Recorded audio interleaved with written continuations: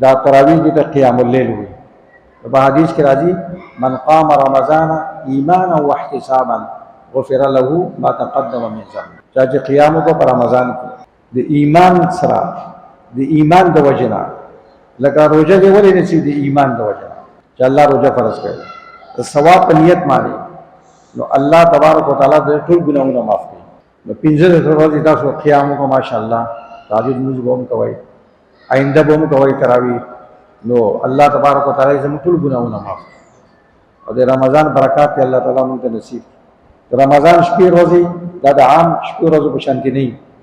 دې کې کوشش کوئ چې څنګه پکې ثواب زیات دی، ګناهونه عذاب هم زیات دی، فضول وقت ضایع کول اور غیبت، کم سے کم غیبت چغلی د دې نه ځان وساتلی شي. غیبت څه دی؟ خپلې نیکۍ تباه کول دي. دا غیبت والا دومره بېوقوفه دی که نه چې کم سړی دشمن دی ته که نه دی هغه ته خپلې نیکۍ ورکوي. غیبت دا ټاکي چې بدې شي که نه، نو دی له خپلې نیکۍ مفت ورکوي، مفت ورکوي. نو دې بېوقوفۍ نه الله تعالی موږ بچاو.